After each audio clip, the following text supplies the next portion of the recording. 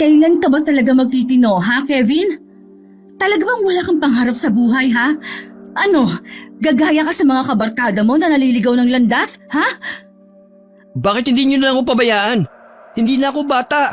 Para panghimasukan yung buhay ko. Anong sinabi mo? Wala ka talagang modo. Sa inyong magkapatid, ikaw ang pinakamatigas sa ulo. Ilang beses ko nang narinig yan. Sutil na kung sutil. Pabayaan niyo lang kasi sabi ako eh. Yan ba ang natutunan mo sa mga barkada mo? Huwag niyo na rin silang idamay. Sige, kung yan ang gusto mo, magkanya-kanya na tayo mula ngayon. Hindi ka na namin pakikialaman pa ng tatay mo. Kasama si Kevin sa mga nakulong dahil sa nangyaring gulo sa paligan ng basketball sa barangay namin. Sa loob ng isang linggo, hindi lamang isang beses itong napapasali sa gulo. Pinahinto na rin namin ito sa pag-aaral dahil sa mga kalokohang ginagawa sa pinapasukang universidad. Parati rin itong bagsak at hindi biro ang tuition fee nito. Maaaring sa ibang mga magulang ay maliit na halaga lamang yun. Pero sa katulad namin na hirap sa buhay, malaking halaga na yun. Anong nangyari? Nakausap mo ba si Kevin? Ay, suko na ako sa batang yon. Hindi ko na alam kung anong gagawin ko. Lahat naman ginawa ko para sa kanya. Masyado kasing nai-impluwensyahan ng mga kaibigan. Nasa tamang edad na rin naman siya. Alam na niya ang tama at mali. Pero mas pinipili pa rin niya ang maling daan. Kakausapin ko siya. Nasa kwarto ba siya ngayon? Umalis siya ulit. Oras na masangkot na naman sa gulong lalaking yan, hindi ko na alam kung kanino pa ako lalapit para tulungan siyang maabsuelto. Ipaubaya mo na lang sa akin ang lahat. Ako na ang humihingi ng pasensya sa sakit ng ulong binibigay ni Kevin. Tinignan ko lamang si Enrico at saka ako pumasok sa silid namin mag-asawa. Kanina kasi nagtutupi ako ng mga damit na nilabhan ko nung isang araw. Oras na hindi pa siya magtino, pangako ko sa sarili ko na hindi na ako muling mangingialam sa kanya. Wala na akong pakialam kung maging masama man akong ina. Isang linggo pagkatapos ng mainit naming pagtatalo ni Kevin, hindi ko siya masyadong kinikibo. Ang tatay lang niya ang laging kumakausap sa kanya. Hindi siya umuwi nung araw na yon. Kinabukasan, nabalitaan na lang namin na nasangkutan naman siya sa isang malaking gulo. Kahit labis na nag-aalala, hindi ko na lamang yun ipinakita sa asawa ko. Siya na lang din ang umalam sa detalye ng kinasangkutan ni Kevin. Ako naman sa bahay na lamang naghintay. Narinig ko pa ang pagtatalo ng mag-ama nang dumating ang mga ito sa bahay. Punong-puno na kami ng nanay mo sa mga pinaggagawa mo. Kailan ka ba talaga magtitino? Alam mo ba kung sino ang pinerwisyo nyo ng barkada mo, ha? Sinabi ko naman sa inyo eh. Hindi kami may kagagawa ng nangyari sa kotse ng taong yun. Huwag ka nang magkaila. May mga saksi sa nangyari. Sinungaling naman yung mga yun eh. Sila ang sinungaling? O ikaw at ang barkada mo? Bakit nyo pa ba ako tinatanong? Hindi naman pala kayo maniniwala sa akin. Paano ko maniniwala sa'yo? Puro sakit na lang ng ulo ang inaakyat mo dito sa bahay. Sadya lang talagang minamalas ako. Walang taong malas. Ang mga hindi magagandang nangyayari sa'yo ay bunga lamang ng mga malimong desisyon sa buhay. Oo na. Ako na yung laging mali. Bakit hindi mo gayahin ang ate mo? Mulat sa pool, hindi niya kami binigyan ng sakit ng ulo ng nanay mo. Lagi namang tama sa paningin niyo si Ate Divine. Siya tumagaling sa klase, mabait na anak at masunurin.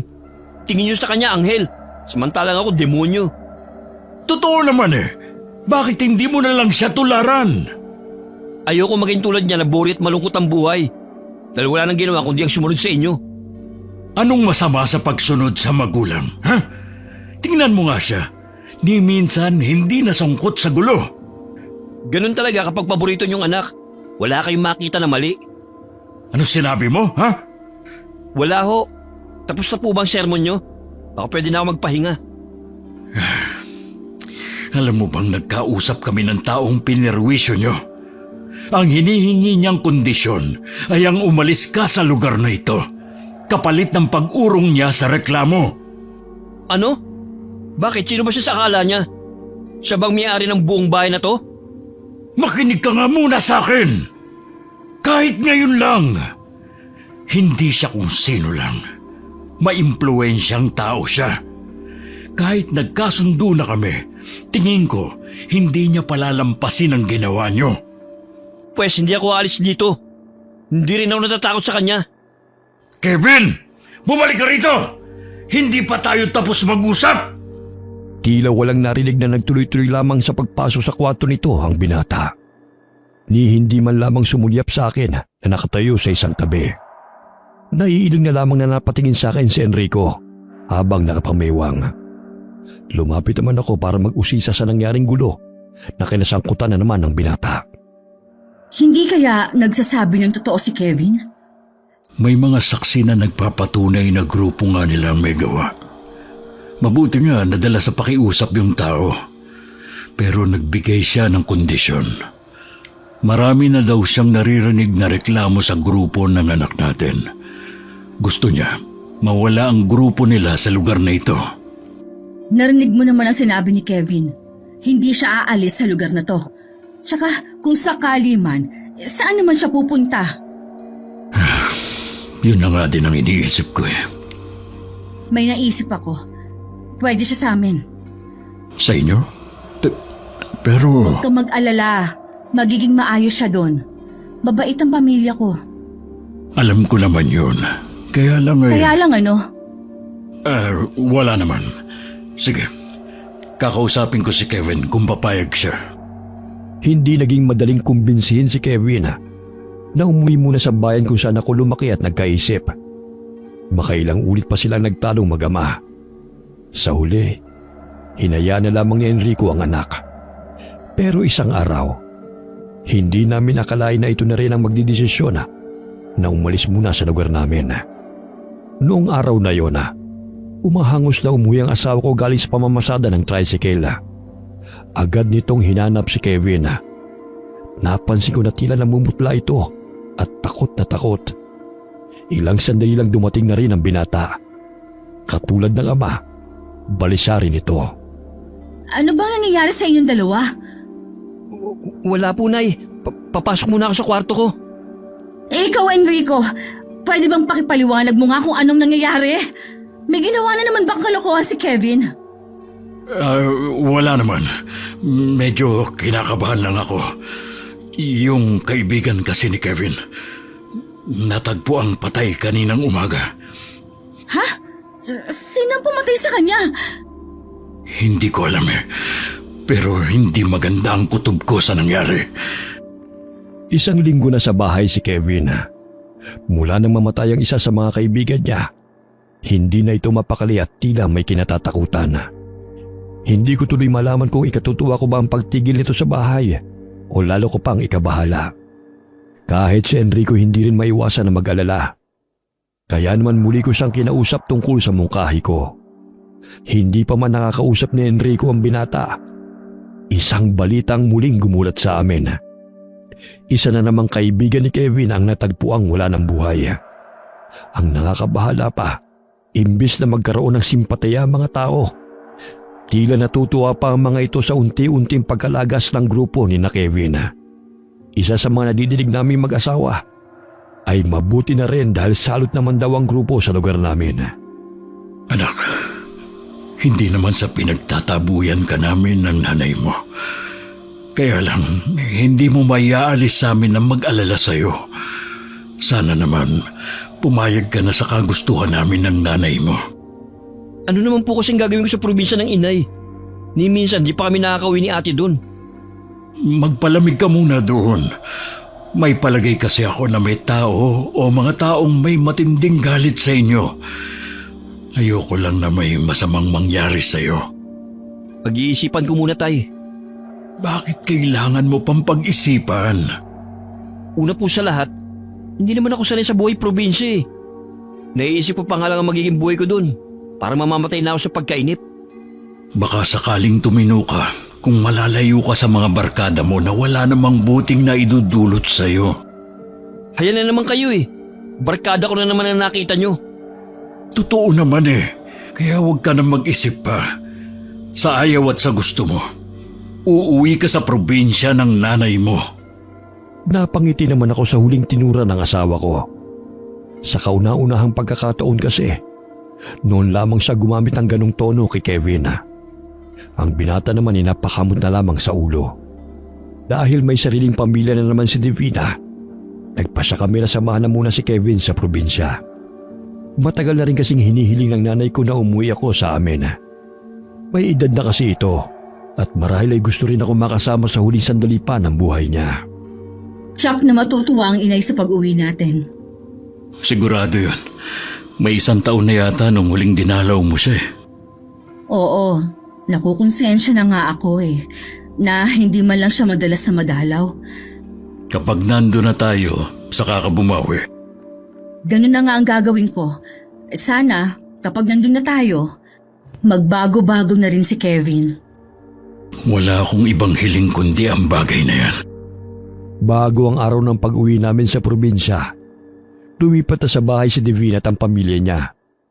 Pansamantala na sila munang tatao doon habang wala kami. Ang tricycle naman ng asawa ko, balak namin kumuha ng tao na mamamasada at magbibigay na lamang ng boundary sa amin. Hindi naman maipinta ang mukha ni Kevin dahil wala itong magawa sa naging desisyon naming mag-asawa.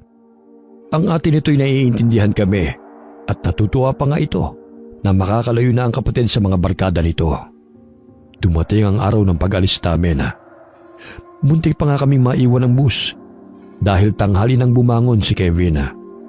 Pagkatapos ng mahabang biyahe, narating na rin namin ang liblib na baryo ng Hermosa. Mainit naman kaming tinanggap ni Inay at ng iba pa naming kamag-anak. Hindi ko rin mapigilan ng mapaluha nang makita at mayakap ang nanay ko. Ay, sa wakas umuwi ka na rin dito sa atin. Gabi-gabi kong ipinagdarasal ang sandaling ito. Pasensya na po kung ngayon lang ako nakauwi. Siya nga po pala, si Kevin, ang bunso namin. Kay gwapong bata. Kumusta ka, iho? Ayos naman po, Lola. Siguradong nagugutom na kayo.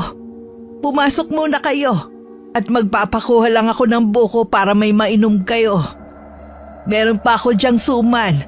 Tamang-tama sa pagdating ninyo. Kami lamang ang pumasok sa loob ng bahay.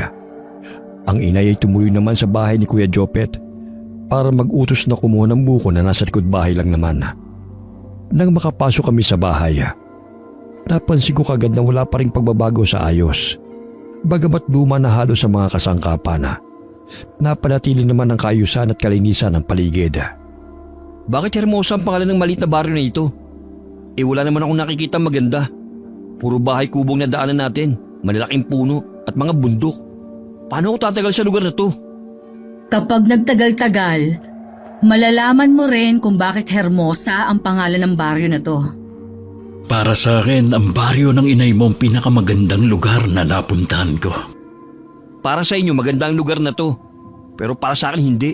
At sobrang boring ang mga tanawin dito. Sakto namang papasok na noon si Inay at narinig niya ang mga sinambit ni Kevin. Umiti lamang ito at hindi man lamang nainis. Parang si Enrico pang nahihiya sa inaasal ng binata. Halina kayo sa kusina. Magmerienda muna kayo para makapagpahinga na kayo. Nasaan po ang kwarto ko sa bahay na ito? Gusto ko na sana magpahinga. Ayoko pong magmerienda. Ganun ba, iho? Sige, magpahinga ka na muna. Sasamahan na kita sa kwarto mo dito. Buong maghapon na hindi lumabas si Kevin. Hindi na rin namin siya nakasama sa pananghalian. Si Enrico naman nung matapos makakain, nagpaalam na iidlip muna. Dinalaw ko naman ang mga kamag-anak namin doon at ibinigay na rin ang mga munting pasalubong namin sa kanila. Tuwang-tuwa naman sila at sandali rin ako nakipagkwentuhan. Nang makauwi ng bahay, naabutan ko ang inay na naggagansilyo. Mula nung bata pa kami, yun na talagang libangan ito kapag tapos na ang mga gawain sa bahay. Anak, mukhang hindi maganda ang tabas ng dila ni Kevin. Ako na po ang humihingi ng dispensa, Nay, sa inasal niya. Hindi naman ako nagagalit sa kanya. Alam ko naman kasi na iba ang kapaligiran ng kanyang kinalakihan. Hindi rin po kasi maganda ang impluwensya ng mga barkada niya sa kanya eh. Sana lang wala siyang makaaway sa lugar na to dahil sa ugali niya. Ginusto ko rin po kasi na mapauwi siya dito. Baka sakaling magbago-bago. Huwag kang mag-alala. Siguradong babaguhin siya ng Hermosa. Para hindi maging kabagot-bagot kay Kevin ang pagtigil sa baryo namin, naisipan nitong maglibot-libot muna. Nagbilin lamang ako na huwag siyang lalayo dahil hindi pa niya kabisado ang buong lugar. Tumango lamang ito sa amin ng kanyang ama. Sumaludo pa nga bago tumalikod at naglakad palayo. Niyayaya nga pala ako ng kapatid mo ng mga aso bukas. Kayo lang ba dalawa? May mga kasama pa kami ng mga pinsan nyo. Mukhang mapapasubo ako bukas ah. Basta mag-iingat ka at huwag kang lalayo kay kuya ha. Hindi ka naman sanay mga aso eh. Mabuti nga yun, habang nandito ako matuto kong mangaso. Kakaibang karanasan din to. At pwede kong ipagyabang sa mga kumpare ko kapag nakauwi na tayo sa atin. Ikaw talaga. Oo nga pala. Mahigit 1 linggo na tayong nandito. Wala pa rin pagbabago kay Kevin. Masyado pa namang maaga para paghanapan natin siya ng pagbabago. Bigyan pa natin siya ng panahon para masanay sa bago niyang kapaligiran. Sa bagay nga tama ka. Tsaka ako yung may gusto na umuwi siya dito. Tapos ako naman ang naiinip ka agad. Wala pang 1 buwan noon nang makatanggap kami ng reklamo sa pinsan ko tungkol kay Kevin. Nito, nahuli niya mismo na tinuturuan ng binatang anak nitong minor de edad na manigarilyo. Agad namang pinagsabihan ng asawa ko ang binata. Pero patawa-tawa lamang ito na lalong ikinagalit ni Enrico. Talaga bang hindi ka na magtitino, ha? Hanggang dito ba naman? Bibigyan mo ako ng kahihiyan? Sino ba kasi may sabi sa inyo na gusto kong tumira dito? Hindi ka na nag-iisip? Sa tingin mo kaya kung hindi ka namin nilayo sa lugar natin, buhay ka pa kaya? Ang sabi ng Ate Divina mo, 3 na sa mga kaibigan mo namamatay. Sa tingin mo, nagkataon lang ang lahat? Mayroong tao na gusto na kayong mawala.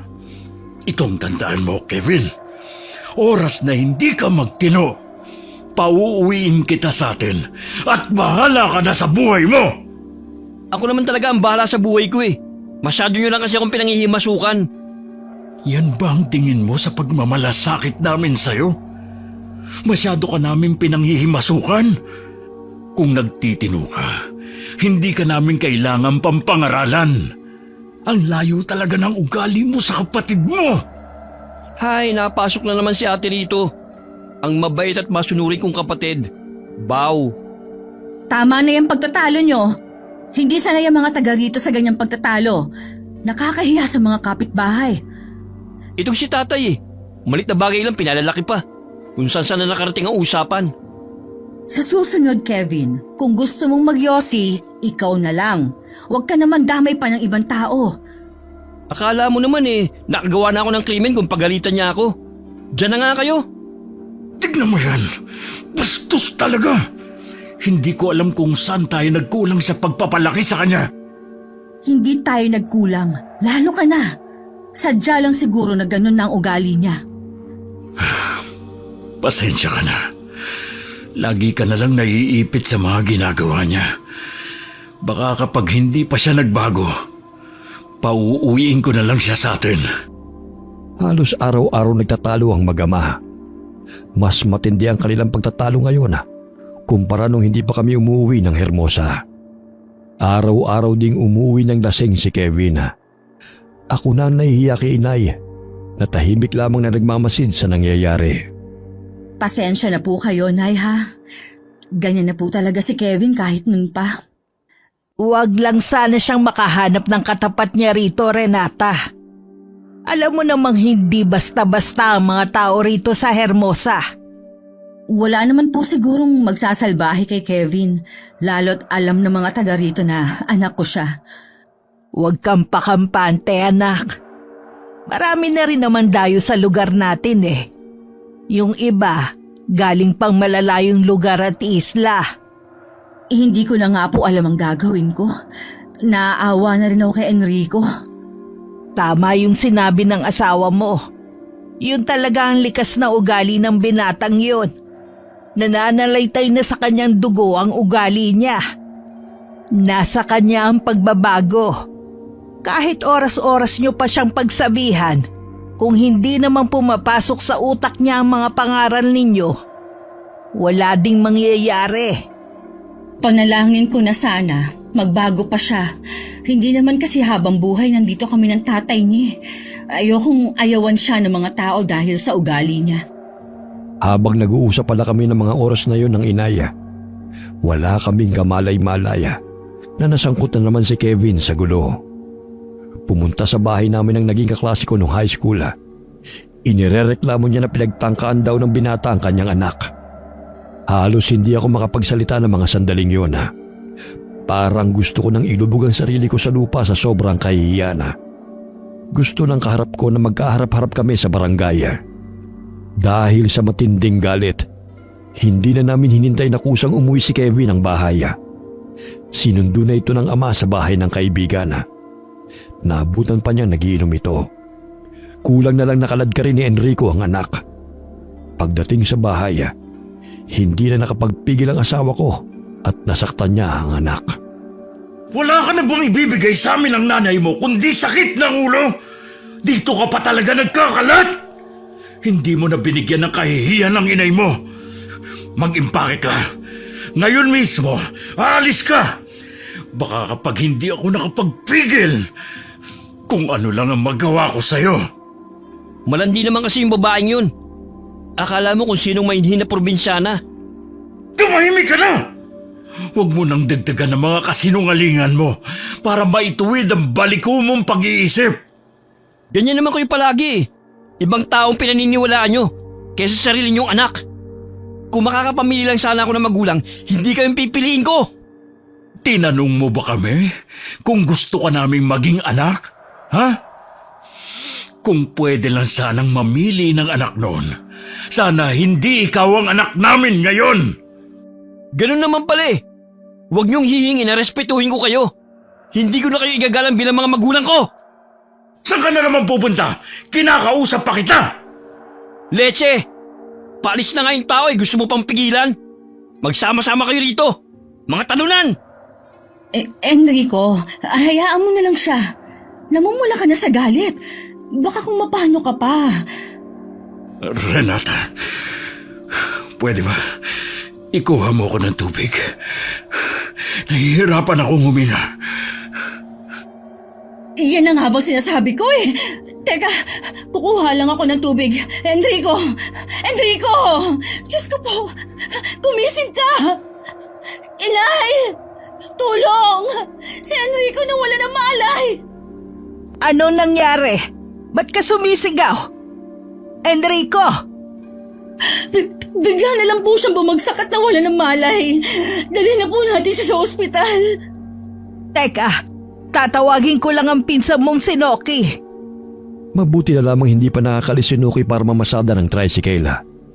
Agad naming naisakay si Enrico sa tricycle sa tulong na rin ng mga kapitbahay. Habang patungong ospital, panayang dasal ko sa isip na sana hindi maging malala ang lagay ng asawa ko. Pagkatapos ng mahigit kalahating oras, narating na rin namin ang ospital. Agad naman siyang inasikaso ng doktor at nurse. Naging kainip-inip ang bawat sandali. Mabuti na lamang hindi ako iniwan ni Noki. Ilang sandali pa, lumabas na rin ang doktor. Sinabi nito nagkaroon ng mild stroke si Enrico. Kailangan muna itong obserbahan ng ilang araw pa. Umuwi lang ako sandali para kumuha ng ilang gamit. Naabutan ko pang inay na naghihintay sa akin. Kumusta na si Enrico, Renata? Maayos na ba ang lagay niya? Kailangan pa po siyang obserbahan. Pero kanina po nagkamalay siya. Sabi ng mga kapitbahay natin kanina, narinig daw nila ang matinding pagtatalo ng mag-ama. Yun ba ang dahilan kung bakit tinatake si Enrico? Ganun na nga po. Yun po ang unang beses na nagalit ng matindi si Enrico. Umuwi nga ang anak mo kanina. at binanggit kong nasa ospital ang kanyang ama. Hindi man lang nagbigay ng reaksyon kahit magtanong. Wala talaga siyang pakialam sa tatay niya. Mali yata na inuwi niyo siya dito sa atin eh. Gusto ko lang naman po siyang mapabuti. Yung mailayo sa mga kaibigan niyang masamang impluwensya sa kanya. Mabuti nga ang intention mo, pero hindi naman niya yun nakikita. Sarili lang niyang iniisip niya. Ayoko po muna siyang isipin. Kaya po ako umuwi para kumuha ng damit. Baka po magtagal pa kami sa ospital. 5 araw kaming nagtagal sa ospital. Nang makauwi kami, inabutan pa namin si Kevin sa bahay. Bumakas naman kahit papano ang pag-aalala nito sa ama. Lumapit pa ito sa amin at inalalayan si Enrico na maupo. Okay na po ba kayo? Pasensya na po pala, Tay. Hindi kita nadalaw sa ospital. Ayos lang. Sanay naman akong wala kang pakialam sa akin. Hindi naman po sa ganun, Tay. Nag-aalala naman po ako sa inyo eh. Kaso, nahihiya ako sa inyo ni Nanay. Sana naman, huwag mo nang bibigyan ng sama ng loob ang ama mo. Bawal na bawal sa kanya ang magalit. Opo, Nay. Sinabi naman po ni Lolang naging dahilan kung bakit inataking Itay. Mabuti pa, samahan mo muna ang itay mo sa kwarto. Maghahanda lang ako ng pagkain niya. Agad namang tumalima si Kevin. Inalalayan niya ang ama papasok sa kwarto. Ako naman nagpunta sa kusina. Tinignan ko kung anong meron doon na hindi pwede kay Enrico. Nilista ko na rin ang mga bawal na pagkain at kung ano lang ang pwede sa kanya. Laking pasasalamat ko dahil meron kaming taniman ng gulay sa likod nitong bahay. Hindi ko na kailangan pamamili ng mga gulay sa palengke dahil sa pananim namin, nakatitiyak pa kaming sariwa ito. Nagluluto ko nang dumating naman ang inay galing sa bukid. Renata, nakita mo ba yung mga prutas at gulay sa balkonahe? Opo, Nay. Ikakalakal niyo po ba yon? Naku, hindi. Galing yun sa mga kamag-anak natin. Binigay nang malaman nilang na-stroke ang asawa mo. Talaga po? Ay, ang bait talaga nila sa atin. Pasensya na daw kung hindi sila nakadalaw sa ospital. Ayos lang po yun. Naiintindihan ko naman po na abala sila ngayon. Lalo't anihan na. Pasensya na kayo, Nay ha. Ilang araw akong hindi nakatulong sa inyo sa bukid. Wala yun, Iha. Alagaan mo na lang ang asawa mo. Mas kailangan ka niya. May isa pa pala akong sasabihin sa'yo. Ano po yon, Nay? Nandito kanina yung dati mong kaklase. Yung nagrereklamo kay Kevin. Nabalitaan daw niya ang nangyari. Mukhang naaawa sa inyo. Iuurong na lang daw niya ang reklamo. Salamat naman po. Alam ko po na mahirap para sa kanya na iurong ang reklamo. Kaya alam po, isa po yun sa iniisip ni Enrico. Sabihin mo sa asawa mo, ipanatag na kamo ang kalooban niya. Hindi na kamo sasampahan ng kaso ang anak niya. Ang labis na natuwa sa balita ay si Kevin. Alam kong nag-aalala rin ito kung sakaling matuloy ang reklamo. Tiyak kasi na hindi magpapareglo ang pamilya ng dati kong kaklase. Nung gabing yun, hindi ako makatulog. Kahit ilang araw kong puyat sa pagbabantay kay Enrico sa ospital. Laman kasi ng isip ko, kung ganong may sakit na ang asawa ko, mas lalong hindi na siya maaaring bumalik sa amin para mamasada ng tricycle. Nabuo sa isip ko na tuluyan ng manirahan sa Hermosa. Alam ko naman na mabubuhay kami rito ng simple at tahimik. Isa lamang ang inaalala ko, si Kevin. Hanap niyo raw po ako, sabi ni Lola. Oo, gusto kasi kitang kausapin. Kung tungkol po sa mga kalokohan ko rito, pasensya na po kayo, Nay. Hindi ko naman po sinasadya eh. Tapos na yon. Huwag na lang natin pag-usapan. Ang gusto kong pag-usapan ay ang tungkol sa sitwasyon natin. Ano pong tungkol doon? Ngayong hindi na pwedeng magtrabaho ang tatay mo. Malabo nang bumalik pa kami sa atin. Pero kung gusto mong umuwi sa bahay natin, hindi kita pipigilan. Total, malaki ka naman na. at kaya mo na magtrabaho, pwede ka namang makipisan sa kapatid mo. Alam niyo naman po na hindi ko makasundo ang asawa ni ate. Maikipisan pa ako sa kanila. Ang mabuti pa, ibenta na lang natin yung bahay natin sa San Simon. Alam mong yun na lang ang naiwang alaala sa tatay niyo ng mga magulang niya. Tsak na hindi papayag si Enrico. Eh kung gano'n na rin lang naman pala, dito na lang din ako sa Hermosa. Kahit papaano nakakagamayan ko na ang buhay dito. Sana naman, baguhin mo na yung ugali mo. Para din naman sa'yo ang sinasabi namin. Akala ko pa naman nagbago na kayo. Nagpahinga lang ata kayo sa paninermon sa akin eh. Kung hindi mo kayang baguhin ang ugali mo, sabi ko nga, bumalik ka na lang sa atin. Eh kung ayoko, Mapipilitan akong paalisin ka dito sa bahay. magagawa niyo ba talagang palayasin ang sarili niyong anak?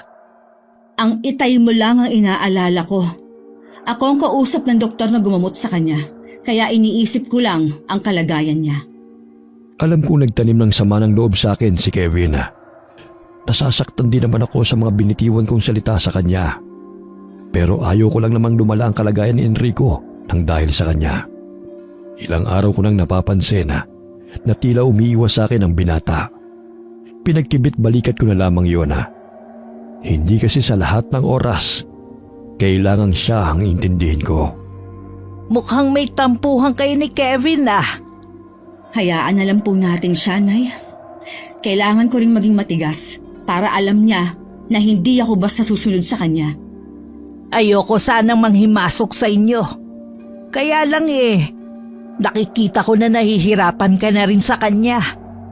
Pwede ka naman kasing makakawala sa sitwasyon mong yan Inaalala ko rin po kasi si Enrico. Ayoko namang sabihin niya kung kailang matagal na kami nagsasama tsaka ako susuko. Sumusobra na kasi ang tabil ng anak niya. Bakit po, Nay? Kayo din po ba sinagot-sagot ni Kevin? Hayaan mo na lang yon. Lasing lang naman siya, kaya siguro nakapagtaas ng boses sa akin. Kailan po ito nangyari? Nung nasa ospital kayo. Minsan sumasagi sa isip ko na baka nasa akin na naging problema, kaya ganun ang pag-uugali niya. Pero bakit si Divina? Hindi naman ganun ang pag-uugali. Huwag mong isipin na ikaw ang may kasalanan kung bakit ganun si Kevin. Sinabi ko nga sa iyo, anak, minsan, nananalaytay din sa ugat. Napakabait naman ng kanilang ama. Sa ilang taon naming pagsasama, ni minsan, hindi ako noon napagtaasan ng boses man lang. Baka namana niya ang ugali niya sa tunay niyang ina. Hindi malabong mangyari yon. Baka nga po. Wala naman po akong alam tungkol sa kanilang ina. Kung tutuusin napakaswerte nila sa'yo. Inalagaan mo sila na parang tunay mong mga anak. Wala po akong masabi kay Divina. Alam niya rin po na hindi ako ang tunay nilang ina. Si Kevin lang po ang walang alam. 2 taon pa lang siya nung magsama kami ng tatay niya. Wala ba kayong balak na ipagtapat sa kanya ang bagay na yon? Baka kasi dahil doon magbago siya. Hindi pa po namin napag-usapan ni Enrico. Nasa tamang edad na rin naman siya para malaman ng totoo. Nag-aalala kasi ako sa ugali niya Sa totoo lang, anak, marami nang naiinis sa kanya na taga rito. Hayaan niyo po, Nay.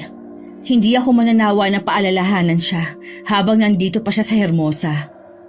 Isa sa iniingatan naming lihim ni Enrico ay ang katotohanan na hindi naman talaga ako ang tunay na ina ng magkapatid na Divina at Kevin. Namatay sa panganganak ang tunay nilang ina. 7 taon noon si Divina at 2 taon naman si Kevin na magkakilala kami ng tatay nila. Makalipas ang 3 buwan nagpakasal kami ni Enrico.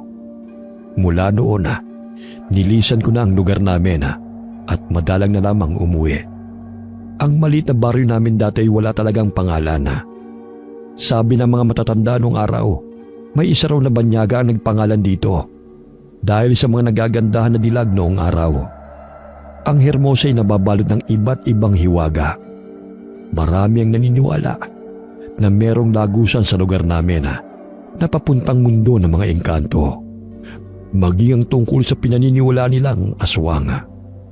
Nang gabing yun, bilog ang buwan. Pasado 10:00 na, pero wala pa rin si Kevin. Malapit na akong makatulog nang marinig ko ang pagbukas ng pinto. Bakit gising pa po kayo? Hinihintay talaga kita. Saan ka nang galing? Sa bahay ng kaibigan kong si Dante. Wala bang sinabi sa'yo si Dante tuwing kabilugan ng buwan? Tungkol ba sa aswang? Huwag niyo sabihin na naniniwala kayo sa kalokohan na yan. Hindi na mahalaga kung naniniwala ako o hindi. Sana naman, ugaliin mong umuwi ng mas maaga. Wala tayo sa atin. Pasensya na, Nay. Isa pa nga pala, ayaw ko ng pagtataasan mo ng boses ang lola mo. Sinabi ba niya? Oo, wag mo sanang kalilimutan, nasa loob ka ng pamamahay niya. Konting respeto naman. Opo. Matutulog na po ako. Ang akala ko'y makikipagsagutan ba sa akin si Kevin. Kaya nagulat ako sa mga naging tugon niya. Nang makapasok na ito sa sariling silid, tsaka naman ako pumasok sa kwarto naming mag-asawa. Kinabukasan, maaga akong nagising. Ako na naghanda ng almusal namin. Ilang sandali lang, nagising na rin ang inay. O anak, di ba puyat ka kagabi sa paghihintay kay Kevin? Dapat natutulog ka pa ngayon. Kahit nandun po ako sa amin, kahit anong puyat ko, hindi po talaga ako nagpapatanghali sa higaan. Oo nga pala, nakalimutan kong banggitin ang bagay na to sa'yo. Nagiging ulyanin na rin kasi ako dahil sa katandaan. Ano pong nakalimutan yung banggitin sa akin? Nandito na ulit sa Hermosa si Manay Ramona. Si Chang Ramona? Nandito na ulit? Oo, nakatira siya sa kubo sa dulo nitong baryo. Pinili niyang manirahan malayo sa mga taga rito. Bakit po kaya siya nagbalik? Hindi ko rin alam. Mula nang mabalitaan ko ang pagbabalik ni Tia Ramona dito sa Hermosa, hindi na ako mapakali. Nahalata naman ni Enrico ang pagkabalisa ko. Nagdahilan na lang ako na iniisip ko ang tungkol kay Kevin. Wala kaming kamalay-malaya na maaga magkukrus ang landas ni na Kevin at ang tiyahin ko na kapatid ng inay. Kasalukuyang patungong bayan ng tiyahin ko nang makasalubong niya ang binata. Dahil makipot ang daan, itinulak ng binata ang matandang babae. Kita mo nga dadaan ako eh. Hindi ka muna tumabi. Talagang tuloy-tuloy ka pa? Hindi ko yata gusto ang tabas ng dila mo, binata. Tila, dayo ka lang dito sa Hermosa. Hoy, tanda! Hindi ako dahil sa lugar na ito.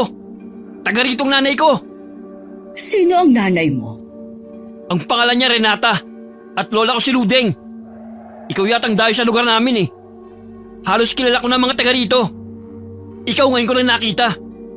Ikaw pala ang anak ni Renata. Kilala mong nanay ko? Maliit lang ang baryo na to, kaya halos magkakakilala ng mga taga rito. Sa ngayon, palalampasin ko ang ginawa mo, pero sa susunod, hindi na. Kahit anak ka pa ni Renata. Nasundan na lamang ni Kevin ang tingin ng matandang babae habang naglalakad ito palayo.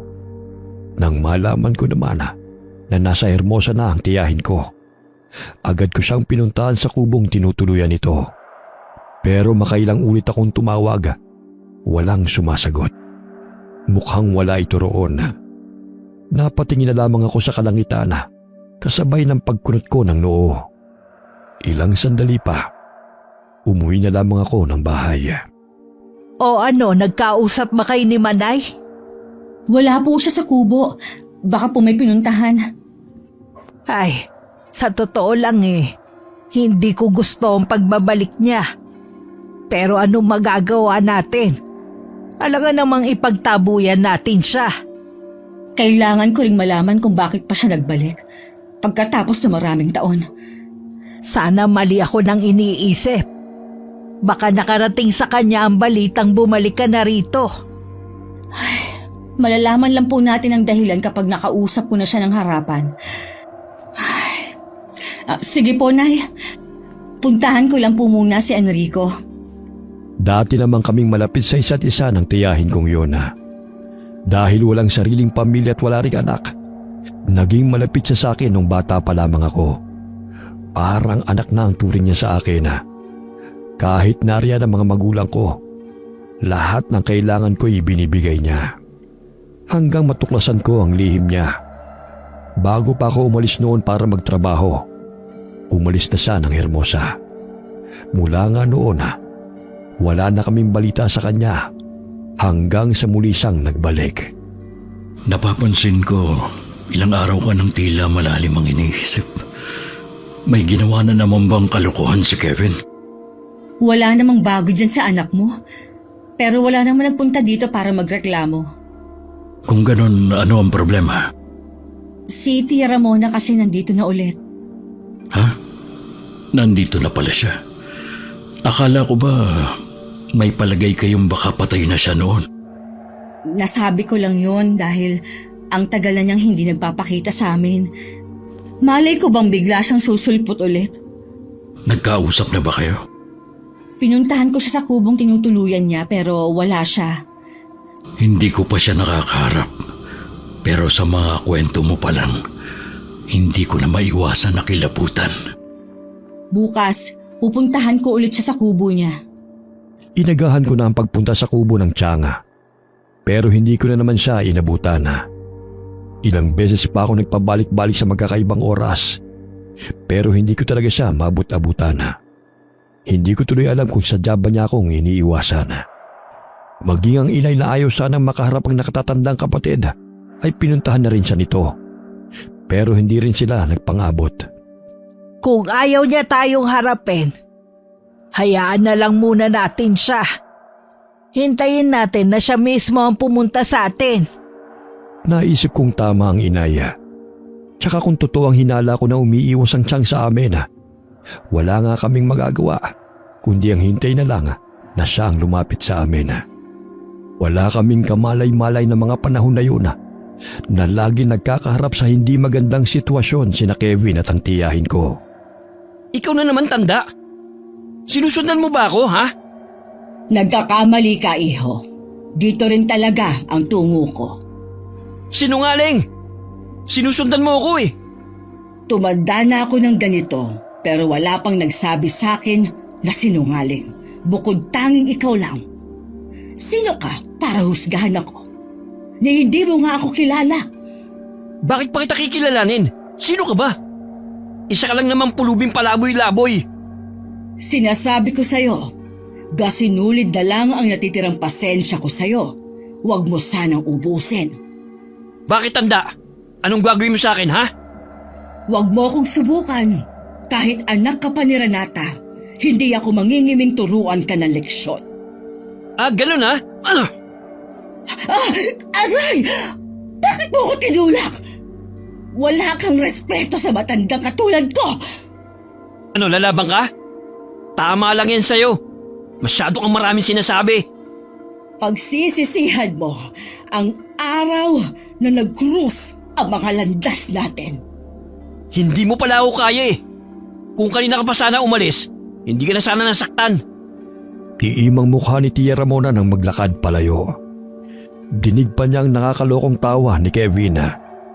Ang kasama namang dalaga nito, natulala na lang at walang nagawa sa inasan ng binata. Bumakas din sa kanyang mukha ang matinding takot. Kilala kasi nito si Tia Ramona. Nais man sana nitong tulungan ng matanda. Tila itinilos na ito sa kinatatayuan dahil sa matinding takot na nararamdaman. Kasalukuyan akong nasa labas ng bahay at nagpapatuka ng mga manok nang biglang dumating si Tia Ramona. Chang, mabuti naman po dinalaw niyo kami. Pasensya ka na, Iha, kung iniiwasan ko kayo ng nanay mo.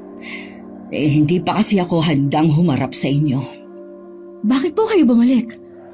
Ay, gusto ko na magpahinga, Renata. Pagod na ako. Kung hihilingin niyo ang bagay na yon, pasensya na, Chang. Hindi ko po kayo mapagbibigyan. May takot po ako sa Diyos. Hindi ko magagawang talikuran siya. Hindi ka ba naaawa sa akin, Iha? Alam niyo pong minahal ko kayo at itinuturing ng pangalawang ina. Pero sana po, maunawaan niyo rin ako. May pamilya ako. Ayoko na pati sila madamay kung sakaling pagbigyan ko ang kahilingan ninyo. Hindi na rin ako magtatagal. Umaasa pa rin ako na magbabago pa ang isip mo. Nakakaramdam man ako ng habag sa matandang tiyahin ko. Pero hindi ko naman maaaring pagbigyan ng kanyang kahilingan. Siyang may kagustuhan na malagay sa ganoong sitwasyon. Ilang beses namin siyang pinigilan ng inaya. Pero nagmatigas siya. Si Manay ba ang kausap mo? Natanaw ko kasi siya sa may bintana eh. Opo, tama nga po kayo ng hinala kung bakit siya nagbalik. Hindi ako papayag sa gusto niyang mangyari. Kasalanan naman niya kung bakit nasa ganun sitwasyon siya. Bakit kailangan ka pa niyang idamay? Nananahimik ka kasama ng pamilya mo. Bakit kailangan niyang guluhin ang pananahimik mo? Hindi ko pa rin po maiwasan na maawa kay Chang. Nag-iisip pa rin po ako kung paano ko siya matutulungan. Ang pamilya namin ay isa sa mga orihinal na nanirahan sa Hermosa.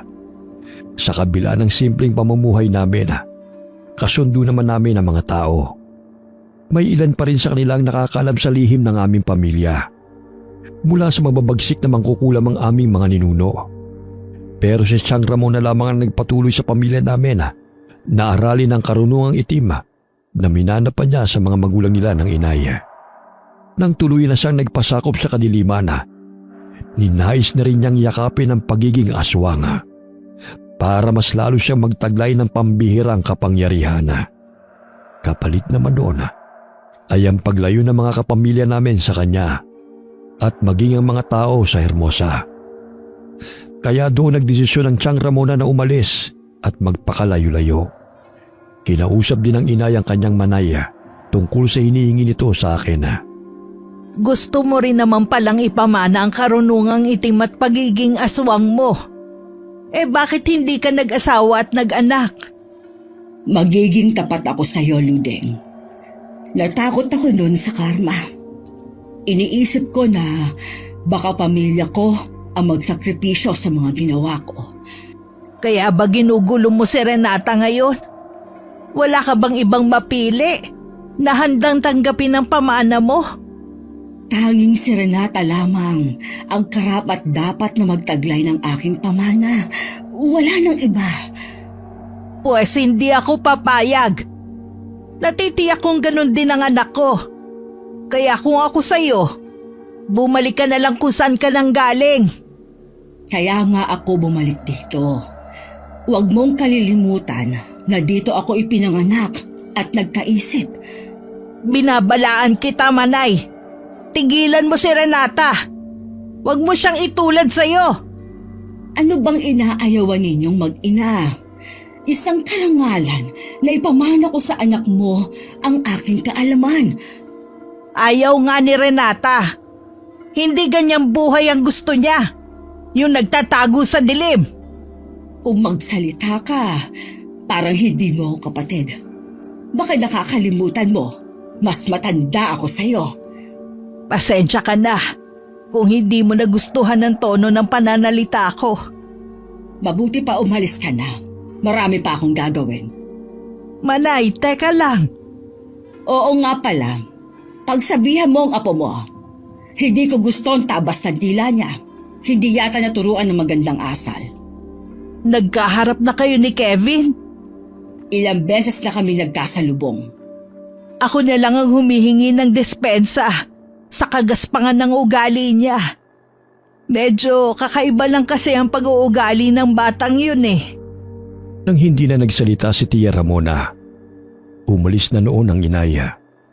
Mula namang galing siya sa kubo ng kapatid, hindi mawala-wala ang kaba sa dibdib niya. Idagdag pa ang nalaman tungkol kay Kevin. Nagkataon na wala kami ng araw na yun. Kailangan kasi namin bumalik sa ospital para sa check-up ni Enrico. Tumating naman si Kevin na mainit ang ulo at hindi yun napansin ng inaya.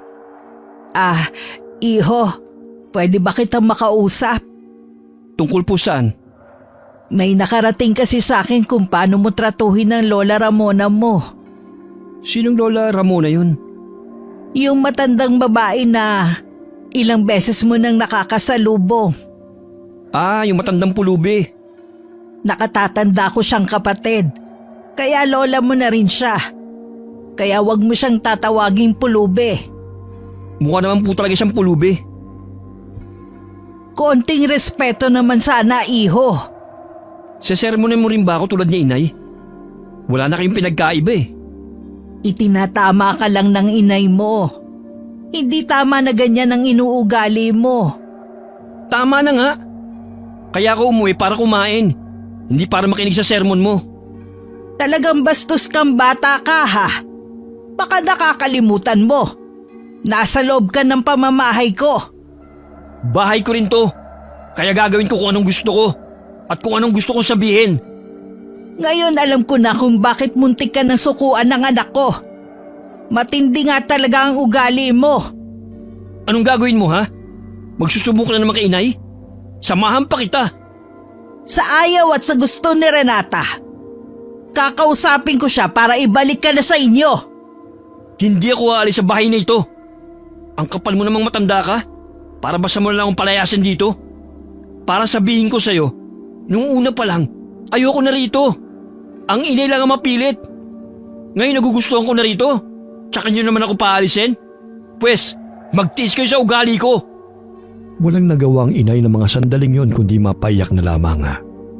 Si Kevin naman parang walang nangyari na kumain at pagkatapos ay umalis ng bahay. Akala ng inay walang nakasaksi sa mainit nilang pagtatalo ng binata. Lingid sa kanya. Nakita mismo't narinig lahat ng kanilang usapan ni Tia Ramona. Pagdating namin ng bahay, nadatnan ko ang inay na tila nanghihinang nakaupo sa sofa. Noong unay ayaw pa niyang sabihin ang nangyari. Pero bandang huli napilit ko na rin siyang magtapat. Hindi na kami nagulat pang mag-asawa. Ako na po na yung humihingi ng dispensa sa ginawa ng anak ko. Huwag po kayong mag-alala. Kakausapin ko po siya mamaya. Ako na lang ang gagawa. Baka kumapano ka pa. Alam mong bawal sa'yo magalit. Sobra na kasi akong nahihiya sa inyo dahil sa pinagagawa ng anak ko. Tama si Renata. Ipaubaya mo na lang sa kanya ang lahat. Patawarin niyo ko pero hindi ko na kayang makasama pa si Kevin sa bahay na to. Tumanda na ako ng ganito pero kahit kailan, hindi ako pinagtaasan at pinagsalitaan ng ganon ng mga anak ko. At tunay na mga apo. Hindi kami nakaimik pareho ni Enrico sa mga tinura ng inay. Batid kasi namin na may katotohanan ng mga sinabi nito. Nang sulyapan ko ang asawa ko, nakatungo lamang siya. Alam kong nahihiya sa nanay ko dahil sa ginagawa ng anak niya. Nang mapag-isa kami sa kwarto, noon lamang nagsalita si Enrico. Tama ang inay mo. Kung kinakailangan, pati ako ay aalis na rin dito. Tiyak naman kasing hindi papayag si Kevin na umalis mag-isa. Hindi ka pa maaaring bumiyahe na mag-isa. Baka mapano ka pa. Suko na ako sa batang yon. Kahit saan siya talaga makarating, puro sakit lang ng ulo ang binibigay niya. Wala na akong mukhang maiharap sa nanay mo at sa ibang tao. Kakausapin ko siya sa huling pagkakataon bago ko siya pabalikin sa atin. Ayoko na magkasakit ka na naman ng dahil sa kanya. Kung gusto mo siyang harapin, magpagaling ka muna. Gaya ng dati, maghahating gabi na nang dumating si Kevin sa bahay. Narinig kong kumakatok siya sa may pinto nang hindi niya ito mabuksan. Sinadya ko talaga yon para hindi siya makapasok. Gusto ko kasi sa labas kami mag-usap ng sarili nana. Nang tumigil ito sa pagkatok, tsaka naman ako lumapit sa may pinto at tsaka lumabas. Lasing ka na naman? Uwi no ngayon. Tsaka, bakit ang tagal mong magbukas? Kanina pa ako inaantok eh. Hindi ka pwedeng pumasok sa loob ng bahay. Mag-usap muna tayo dito. Ano naman bang drama to ha? Mula ngayon, Hindi ka na pwedeng tumira sa bahay ng nanay ko. Bumalik ka na sa atin. Gawin mo kung anong gusto mong gawin. Wala na kaming pakialam pa. Inapalayas mo ba ako? Hindi ko mapapalampas ang pagtataas ng boses mo sa nanay ko. Kami nga na tumanda na ng ganito. Hindi namin siya napagtaasan ng boses. Tapos ikaw, gagawin mo yun sa kanya? Masyado naman kasing manermon si Lola eh. Huwag mo siyang tatawaging Lola. Dahil ano? Itinatakwil niya na ako bilang apo? Dahil hindi ka naman niya tunay na apo. Ano? Teka, anong ibig mo sabihin, Nay? Nawala na bang kalasingan mo? Mabuti naman. Makinig ka sa lahat ng sasabihin ko. Nang umpisahan kong sabihin sa kanya ang lahat, nanlaki pa ang mga mata nito at bakas ang hindi pagkapaniwala. Nakita ko pa ang pagkislap ng luha sa mga mata niya. Parang dinudurog ang puso ko. Pero kailangan ko yung gawin. Sa tingin ko kasi, masyado ko siyang napalaki sa layaw, kaya naging sutil ito. Sana lang tamang desisyon ko. Nahayaan na itong mamuhay mag-isa na wala sa aming pangangalaga. Hindi ko na rin siya pinapasok sa loob ng bahay. Kahit makailang ulit itong kumakatok at tumatawag. Kinabukasan, masakit ang ulo ko at namamagari ng mga mata dahil sa walang tigil kong pag-iyak kagabi. Huwag kang makonsensya. Tama lang ang ginawa mo. May karapatan kayong paalisin siya rito. Wala naman talaga siyang karapatan. Huwag mo sanang isipin na hindi ko siya minahal at itinuring na anak sa ilang taon nating pagsasama. Alam ko naman na minahal mo ang dalawa kong anak. Masigit sa pagmamahal mo sa sarili mo. Nasaksihan ko naman yun. Sadya lang talagang matigas ang ulo ni Kevin. Sinabi ko na rin ang katotohanan na hindi ako ang tunay nilang ina ng ate niya. Pati pala yun sinabi mo sa kanya. Patawarin mo ko. Hindi ko na kasi napigilan ang sarili ko. Masyado akong nasaktan sa ginawa niya sa inay. Hindi mo kailangang humingi ng kapatawaran. Ang dami mo nang isinakripisyo para sa amin. Kahit hindi magsalita si Enrico, alam kong nasaktan siya dahil sa ginawa kong pagsabi ng katotohanan kay Kevin. Nadala na rin kasi ako ng emosyon ko. At marahil galit na matagal nang kinikimkim ng dibdib ko. Kahit wala na si Kevin sa bahay namin, nakikibalita pa rin kami sa nangyayari dito. Nalaman namin na hindi ito umalis ng Hermosa. Nakikitira ito sa bahay ng isang kaibigan at pumasok ng trabaho sa isang poultry farm. Isang gabi habang nasa harapan kami ng hapunan, narinig namin ang malakas na boses ni Kevin sa labas ng bahay. Mukhang lasing ito. Lumabas ako kasunod ang inay. Hindi ko alam na susunod din pala si Enrico. Kahit sinabihan ko na wag nang lumabas. Lumabas kayo dyan! Harapin niyo ako! Huwag kang manggulo dito! Hindi ka ba nahihiya sa mga kapitbahay? Bakit ako mahihiya? Dapat nga kayong mahiya eh. Pagkatapos niyo akong palayasin na parang hayop. Umuwi ka na, Kevin. Tsaka na lang tayo mag-usap kapag hindi ka nalasing. Bigyan mo naman ng respeto ang inay mo at ang lola luding mo. Ano ka mo, Tay? Inay at Lola? Eh hindi ko naman kadugo yung mga yan eh. Kaya nga pinalayas nila ako sa bahay na yan. Dahil sobra ng ginagawa mo, hindi mo na sila ginalang. Oo na. Imbis na akong kampiyan nyo, bang tao pa talaga? Kung ayaw mong itakwil din kita bilang anak ko, aalis ka ngayon din. Sa tingin mo natatakot ako, ha? Eh di itakwil mo. Wala akong pakialam. Magsama-sama kayo. Akmang susugurin ni Enrico ang anak nang pigilan ko siya. Kitang-kita rin ang pamumula ng kanyang mukha at pagkuyom ng mga kamao. Hinagod-hagod ko ang kanyang likod para pakalmahin. Si Kevin naman ay patawa-tawa pa nang umalis. Pasuray-suray itong naglakad palayo. Habang nasa daan, hindi nito akalain na makakasulubong ang tiyahin ko. Dito niya ibinunto ng galit sa amin. Buwisit kang matanda ka. Isa pang malas. Sa dami ng pwede kong makasalubong, ikaw pa talaga? Ikaw ang malas sa mga kasama mo. Lahat ng lumalabas sa bibig mo ang siyang lumalarawan kung anong klase kang tao. Tumigil kang matanda ka! Kung ayaw mo masaktan! Subukan mo! Halimaw! Halimaw! Tulong! Tulungan niyo ako! Sige, iho. Tumakbo ka hanggang gusto mo. Hindi mo rin ako matatakasan. Masusundan kita kahit saan ka magpunta. Nangangatog sa takot na umuwi sa bahay ng kaibigan niya si Kevin.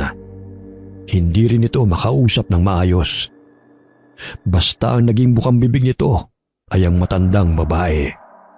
Ilang araw at gabi nang balisa si Kevin. Buong gabi lamang itong gising ayon sa kaibigan. Kaya napilitan na itong sabihin sa amin ang nangyayari sa binata. Sinundo namin si Enrico sa bahay ng kaibigan niya. Tahimik lamang siya hanggang makauwi kami sa bahay. Kevin, Tay! Totoo nga talagang halimaw! Isang halimaw yung matandang babae! Yung kapatid ni Lola Luding! hanggang ngayon ba gumagamit ka pa rin ng ipinagbabawal na gamot, ha? Maniwala po kayo, Tay! Nagsasabi ako ng totoo! Halimaw ang kapatid ni Lola Luding! Ang mabuti pa, magpahinga ka na lang. Basta, Tay! Huwag niyong hayaan na makapasok ang halimaw na yun dito, ah! Oo, anak. Walang makakapasok na kahit na sino dito. Halata sa mga mata ng binatang ilang araw na hindi pagkakatulog. Maliban sa nangingitim ang ilalim ng mga mata nito, namumula na rin yun. Hindi umalis si Enrico sa tabi ng anak hanggat hindi ito nakakatulog. Kami naman ng inay, nag-usap sa may kusina. May palagay ako na nagsasabi ng totoo si Kevin. Tingin ko nakita niya si Manay na nagpalit ng anyo. Nakukonsensya tuloy ako sa ginawang pagpapaalis kay Kevin dito sa bahay. Paano kung lumala ang kalagayan niya? Huwag ka mag-isip ng masama. Baka tinakot lang ni Manay si Kevin. Sobra naman kasi ang bunganga niya eh. Hindi ko lang po maiwasan na hindi talaga mag-alala. Kilala naman po natin si Tia Ramona. Maiksi ang pasensya niya at mapaghiganti rin siya. Paano kung gantihan niya si Kevin? Hindi naman niya siguro gagawin yun. Alam niyang anak mo ang binatang yan. Hindi niya pangangahasan na saktan siya. Sana nga po, Nay. Nang gabing yun, habang mahimbing kaming natutulog, isang itim na pusang nakapasok sa aming bahay. Dumiretso yun sa kwarto ni Kevin. Naalimpungatan naman ang binata noon nang maramdaman na tila merong nagmamasid sa kanya. Napasiksik siya bigla sa ulunan ng kanyang higaan habang nanginginig sa takot. Nang humakbang palapit sa kanyang pusang itim, isang malakas na sigaw ang pinakawalan niya. Doon kami nagising lahat at napatakbo sa kwarto niya. Naabutan pa namin ang pusang itim na tumalon sa nakaawang na bintana. Huminahon ka. Wala nang pusa. Nay! Yung mata ng pusa! Nanilisik habang nakatingin sa akin! Baka naghahanap lang ng pagkain yung pusa na yon at dito pumasok sa bahay. May palagay ako na hindi yung pangkaraniwang pusa lang. Walang pusa na ganun kung tumitig. Huwag ka kasing mag-iisip ng mga kababalaghan, anak. Tinatakot mo lang ang sarili mo. Totoo talaga nakikita ko, Tay. May gustong manakit sa akin. Likha lamang yan ng malikot mong imahinasyon. Mahiga ka na. Sasamahan na kita hanggang makatulog ka ulit. Opo, Tay. Huwag kayong aalis kahit tulog na ako, ah. Iniwan na muna namin silang mag-ama. Buong gabi na hindi kami nakatulog. Ilang oras na lang naman ay mag-uumaga na. Minabuti kong magtimpla na lamang ng kape para sa aming tatlo. Dinalhan ko si Enrico sa kwarto. Gising pa ng mga sandaling yun ang binata, nakatingin lamang ito sa kawalan. Binalikan ko na lamang ang inay sa may kusina. Kapag nagliwanag, pupuntahan ko si Manay sa kanyang kubo. Gusto kong makatiyak na wala nga siyang kinalaman sa nangyayari kay Kevin. Sasamahan ko na po kayo, Nay. Wag na, Iha. Alagaan mo na lang ang mag-ama mo rito. Sa tingin mo kaya, Nay, malibang bumalik ako dito?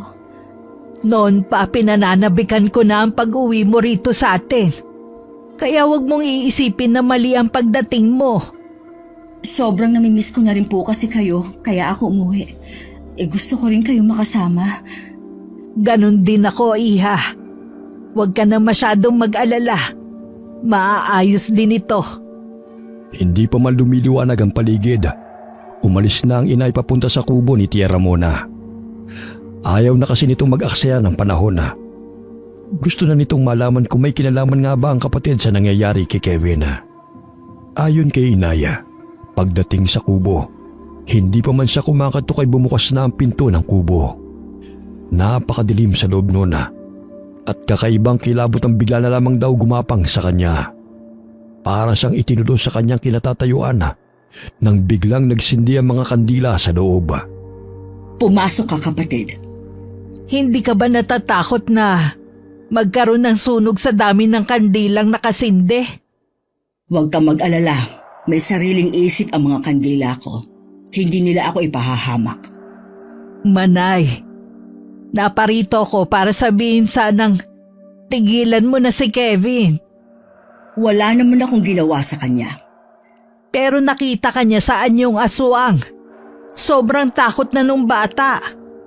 Dapat lang yun sa kanya.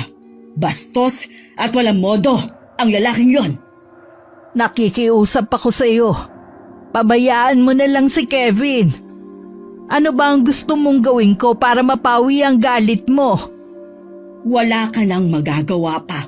Sa mga oras na ito, unti-unti nang tumatalab ang kulam ko. Nagawa mong kulamin ng binatang yon?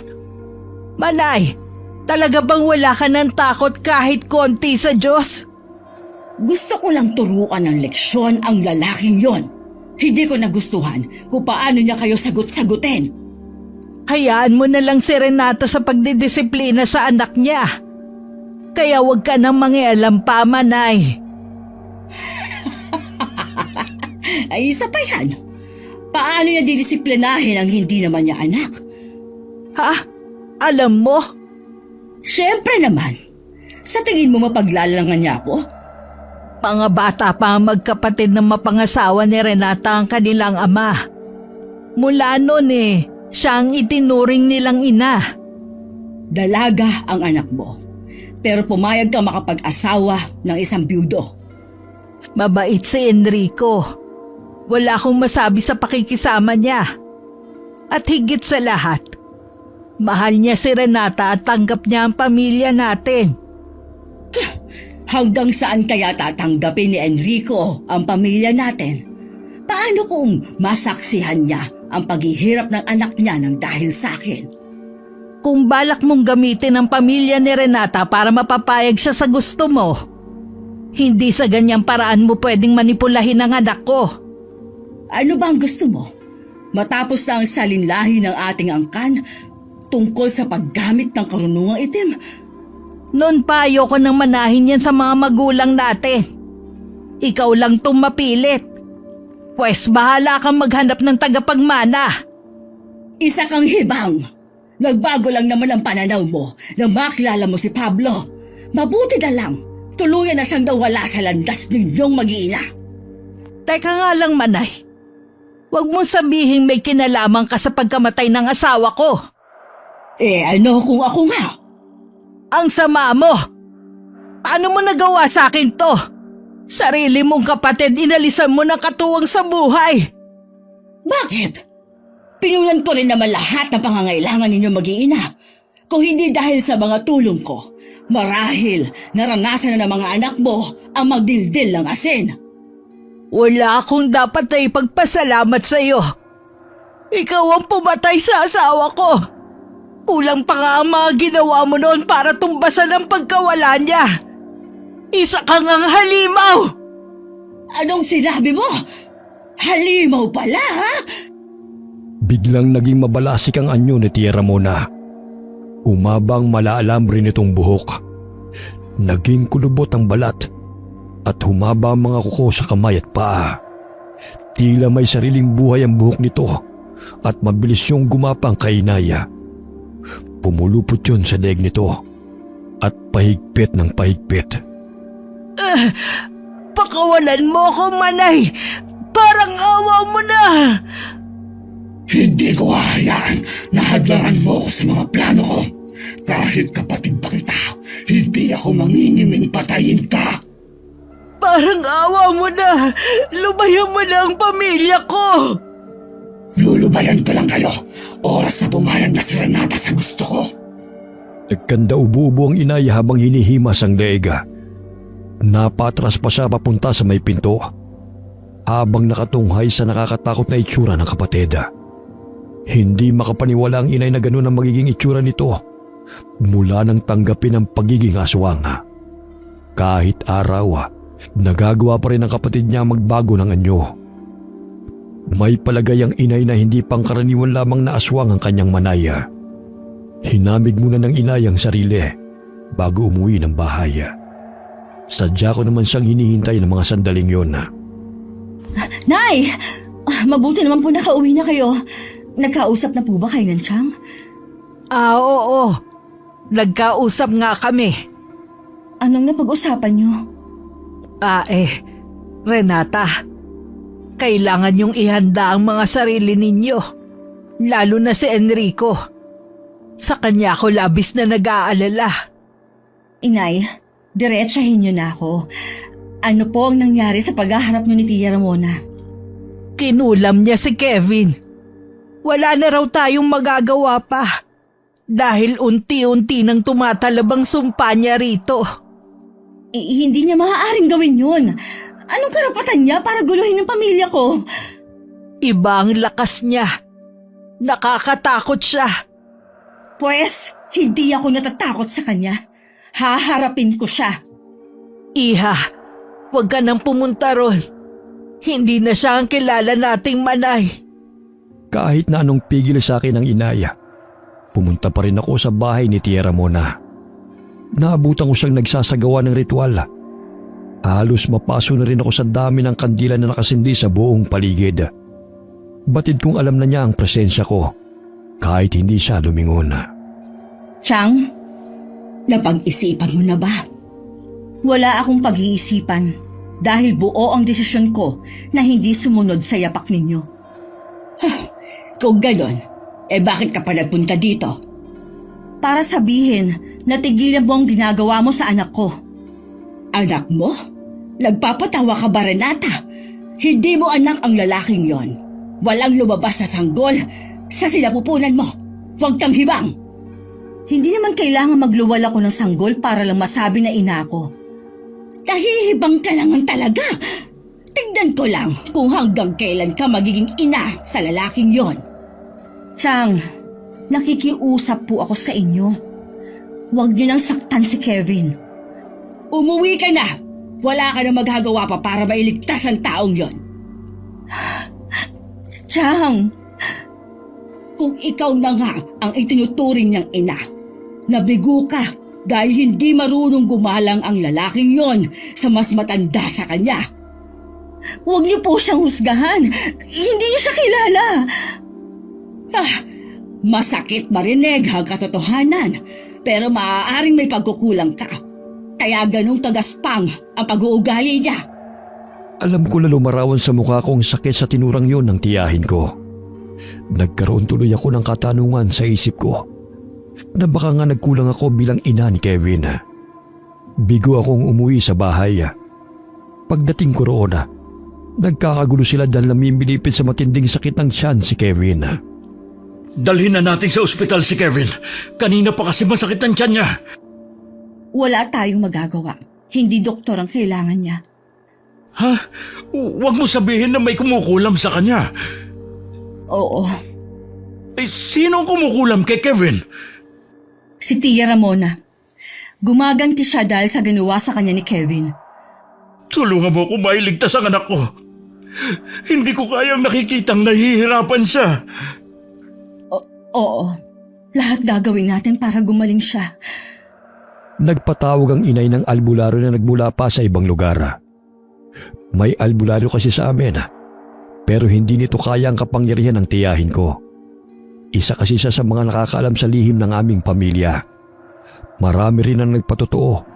Isa na roon ang kaibigang babae ni Kevin kung paano nito bastusin si Tia Ramona nung makita nila noon. Matindi pala ang mga ginawa ni Kevin na kalapastanganan kay Manay. Pero hindi pa rin sapat para kulamin niya si Kevin. Hindi na dapat siya bumalik pa. Wala na tayong magagawa sa bagay na yan. Walang sino man ang maaaring pumigil sa kanya para magbalik dito sa atin. Wala na yata akong pagpipilian kundi sundin ang kagustuhan ni Chang. Kung gusto kong maligtas si Kevin. Nawawala na kasi kami ng pag-asa ni Enrico. Ilang albularyo na ang tumingin sa kanya. Pero hanggang ngayon, hindi pa rin siya gumagaling. Bakit kailangan ikaw ang magdusa at magsakripisyo? Anak, patawarin mo ko. Pero hindi ako makakapayag sa pinaplano mo. Mayroon pa ba kayong naiisip na solusyon? Wala. Pero ayokong isakripisyo mo ang sarili mo sa taong hindi mo naman kaano-ano. Hindi ka nga magawang respetuhin eh. Lalo kong naguluhan sa dapat kong gawin. Hindi lang ako kay Kevin naaawa, maging sa asawa ko. Bumabagsak na rin ang katawan nito dahil sa kakulangan ng tulog. Madalas kasi sa gabi dumadaing ng pananakit ng buong katawan ng anak niya. Hindi ko rin maiwasan na baka atakihin na naman siya ng sakit niya. Iniiwasan ko na rin na pumasok sa kwarto ng binata dahil hindi ko mapigilan na labis na maawa sa kalunos-lunos nitong kalagayan. Minsan umalis ako para sumama sa pag-aani sa bukid. Hindi ko alam na sasamantalahin yun ng inay para kausapin ang asawa ko. Sinabi ng inay ang hinihinging kapalit ng kapatid para sa paggaling ng anak nito. Nagpapasalamat ako ng labis sa iyo, Enrico. Dahil tinanggap mo ng buong puso ang anak ko. Sa kabila ng lihim ng aming pamilya. Pero sana wag mo namang hayaan na magsakripisyo ang anak ko. Kailanman po, hindi ko hihilingin kay Renata na gawin niya ang bagay na yun. Pero hindi mo mapipigilan ang anak ko. Mahal niya kayong mag-ama. Lahat handa niyang gawin. Wala na pong ibang paraan para gumaling ang anak ko. Matindi ang itim na kapangyarihan ng kapatid ko. Walang makakatalo sa kanya. Maliban na lang kung siya mismo ang babawi sa karamdaman na ibinigay niya. Pasensya ka na. Wala rin akong maitutulong sa inyong mag-ama. Napatungo na lamang si Enrico habang tumutulo ang luha sa mga mata. Nang sulyapan niya si Kevin, nakatingin ito sa kanya. Tila nagmamakaawa na iligtasan ito. Sa nakikitang paghihirap ng anak, nagkaroon ng lakas ng loob si Enrico na pumunta sa kubo ng tiyahin ko para kausapin ito. Anong ginagawa mo dito? Ako po ang tatay ni... Kilala kita. Kung nandito ka para makiusap sa akin, nag-aaksaya ka lang ng oras mo sa pagpunta dito. Kung kinakailangan po, luluhod ako sa harapan niyo. Bawiin niyo lang po ang kulam na binigay niyo sa anak po. Kahit ano pang gawin mo, hindi ko babawiin ang sakit na ibinigay ko sa anak mo. Maging aral na lang sa'yo ang nangyari sa kanya. Nagmamakaawa po ako sa inyo. Ako na lang ang pahirapan niyo. Huwag na ang anak ko. Lumuhod pa si Enrico sa harapan ng tiyahin ko. Pero tinalikuran lamang siya nito. Napahagulgul na lamang siya habang nakaluhod sa lupa. Sinisisi ang sarili dahil sa nangyari sa anak. Pagdating sa bahay, nag-aalala na sinalubong ko siya at tinanong kung saan nanggaling. Ano? Galing ta kay Chang? Umaasa ako na baka pwedeng ako na lang ang kapalit ng anak ko. Pero nagmatigas siya sa kapila ng pagmamakaawa ko sa kanya. Kilala ko ang tiyahin kong yun. Noon pa man likas na sa kanyang pagiging matigas ang kalooban. Wala rin pwedeng bumali sa kanyang desisyon. Gusto ko na lang matapos ang paghihirap ng anak ko. May isa pa akong magagawa. Alam kong iniisip mo. Huwag mo nang ituloy. Ayokong pati ikaw ay mawala din sa akin. Hindi mo kailangang isakripisyo ang sarili mo. Wala kang dapat patunayan. Sapat na ang ilang taon mong pag-aalaga sa amin ng mga anak ko. Alam kong mahal na mahal mo sila.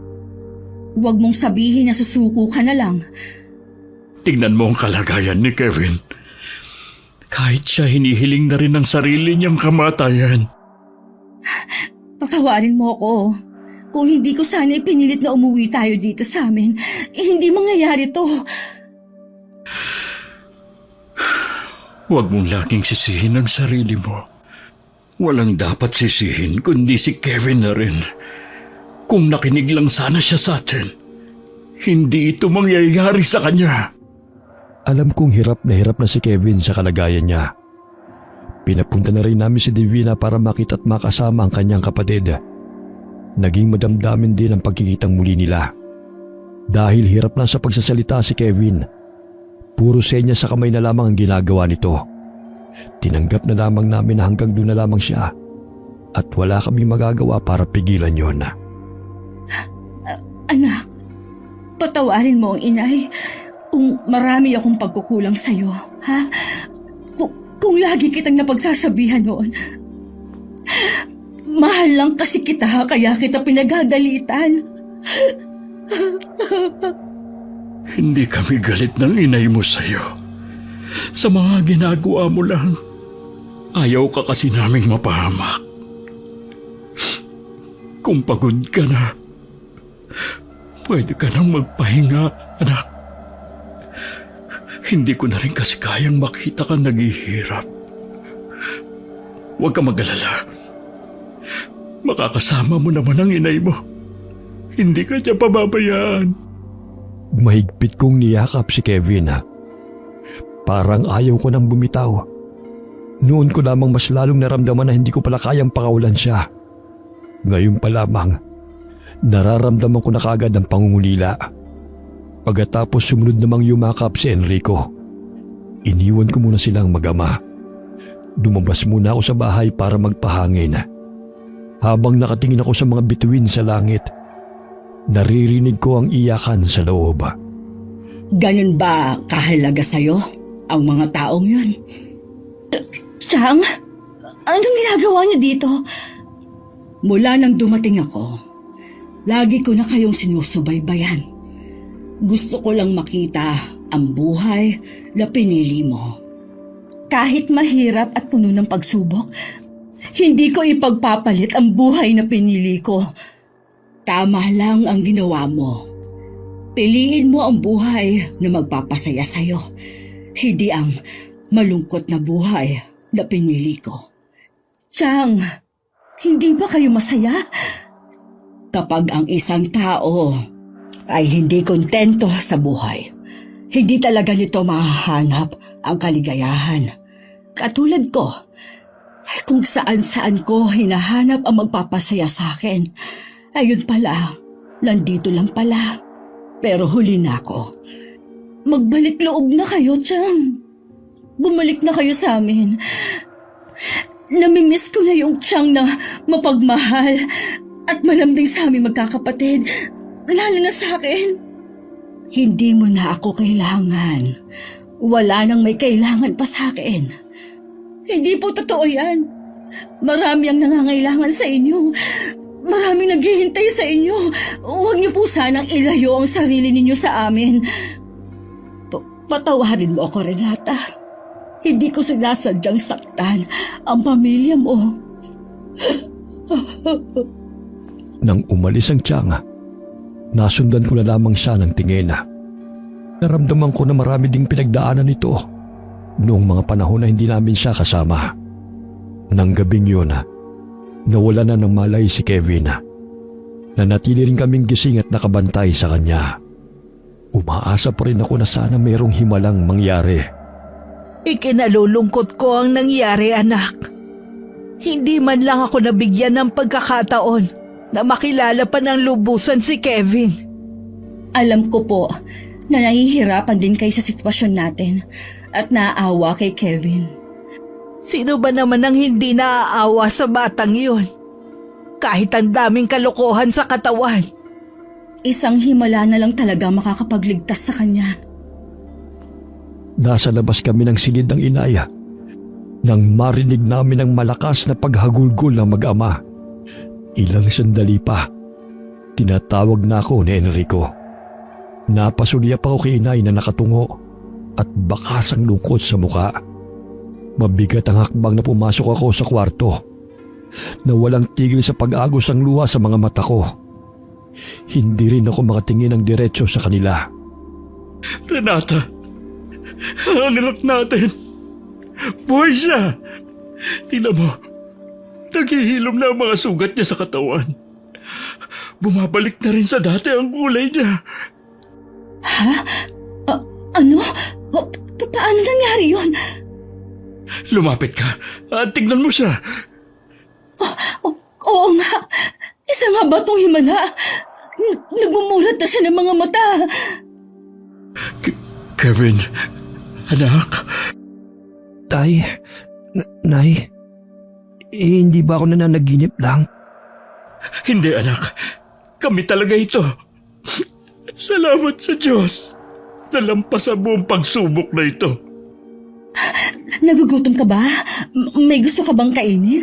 Sabihin mo lang anak, ipagluluto kita. Isang linggo ka na kasing hindi kumakain eh. Alam kong nagugutom ka na. Gusto ko po yung lagi niyong niluluto sa akin ng mga bata pa kami ni ate. Yun po ang namimiss ko. Oo, ipagluluto ko kayo ng putahing yon. Pero hindi muna ngayon. Baka kasi mabiglaan tiyan mo. Kailangan siguro maglugaw ka muna. Oo nga, tama ang itay mo. Parang nagdahilan lamang si Kevin sa naging karamdaman niya. Malakas na ulit siya at masigla. Nakita rin namin ang pagbabago sa ugali niya. Minsan nagpaalam siya na lalabas ng bahay. Anito gusto niyang personal na humingi ng kapatawaran sa mga taong nagawa niya ng masama. Sana tuloy-tuloy ng pagbabago ni Kevin. Naging matinding aral sa kanyang muntikan ng pagkakalagay sa peligro ng buhay niya. Kaya siguro nakapag-isip-isip na siya. Nabanggit nga niya sa akin nung isang araw na babalik na siya sa atin. Maghahanap daw siya ng trabaho at mag-iipon. Gusto daw niyang bumalik sa pag-aaral. Maganda ang plano niyang bumalik sa pag-aaral. Kapag daw umuwi ang ate Divina niya sa isang linggo, sasabay na daw siya. Wala rin pagsidla ng saya namin mag-asawa dahil sa malaking pagbabago kay Kevin. Sino nga bang mag-aakala na ang karanasang ito ang magpapabago sa kanya? Nang mga oras ding yun, pinuntahan ni Kevin ang kubo kung saan nakatira si Tia Ramona. Noong una nag-aalangan siya na tumawag dahil mukhang wala namang nakatira sa kubo na yon. Mataas na rin ang mga damo sa paligid. Nang biglang bumukas ang pinto na yari sa kawayan, bahagya pa siyang napaigtad sa langit-kit noon. Anong ginagawa mo dito, iho? Pasensya na po kay Lola. Kung basta na lang ako pumunta rito. Gusto ko lang po sanang humingi sa inyo ng kapatawaran sa lahat po ng pambabastos na ginawa ko. Mabuti naman at napagtanto mo na rin ang mga mali mong ginagawa. Kinailangan pa po na malagay ako sa bingit ng kamatayan para maisip ko ang mga mali ko. Sobrang nahihiya ako sa ibang taong naperwisyo ko. Lalong-lalo na po sa mga magulang ko. Totoo nga na kahit gaano pa tayo kasama, ay may kabutihan pa rin na nakatanim sa puso natin. Pagyamanin mo yon, iho. Huwag ka na ulit babalik sa dati mong ginagawa. Hindi na po, Lola. Hindi ko nasasayangin ang pangalawang pagkakataon na ibinigay sa akin. Bago umalis, lumapit pa si Kevin sa tiyahin ko at nagmano. Lumambot naman ang ekspresyon ng mukha ng tiyahin ko. Dama niya kasi ang sensibilidad ng binata sa tinura nito sa kanya. Salamat naman. Naisipan niyo akong dalawin. Ngayon, matatahimik na ako dahil alam ko na hindi kayo galit sa akin. Dadalawa na nga lang tayong nabubuhay na magkapatid. Magkakagalit pa ba tayo? Patawarin mo ako, Ludeng. Kumuntik na kitang mapatay nung minsang nagtungo ka dito.